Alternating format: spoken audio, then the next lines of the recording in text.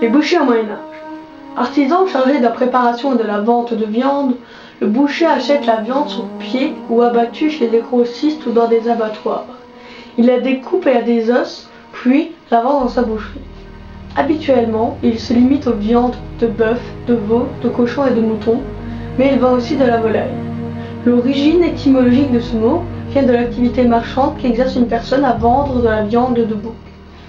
Le commerce de porc est traditionnellement réservé aux charcutiers. La viande de cheval est vendue par le boucher chevalin. De nos jours, cette stricte limitation tend à s'estomper.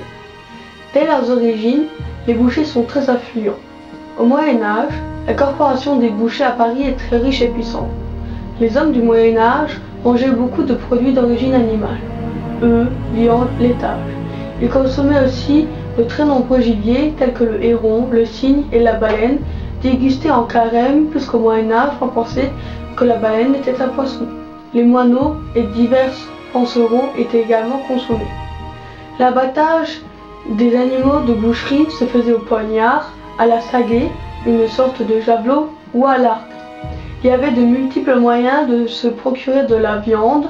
La plus fréquente à la campagne était l'abattage domestique, comme celui du cochon qui avait lieu au début de l'hiver. Il y avait ensuite les bêtes que l'on tuait lorsqu'elles étaient trop vieilles, les bœufs, les moutons, les chèvres. Dans les boucheries, la viande se fait au poids, quel qu'en soit le morceau vendu. En revanche, pour l'approvisionnement des hôtels princiers, on pratiquait des découpes plus savantes.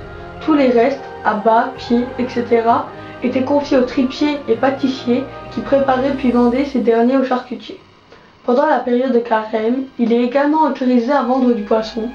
Il fait aussi le commerce de tous les sous-produits du bétail. Peau pour fabriquer des vêtements, chaussures, selles et harnais.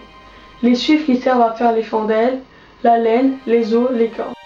Depuis la peste noire qui a dépeuplé les villes et les campagnes, 1350, la consommation de viande s'accroît beaucoup en Occident. Les salaires augmentent et presque toutes les couches sociales accèdent à la consommation des denrées chères. D'autre part, les pâturages se développent et favorisent l'essor de l'élevage.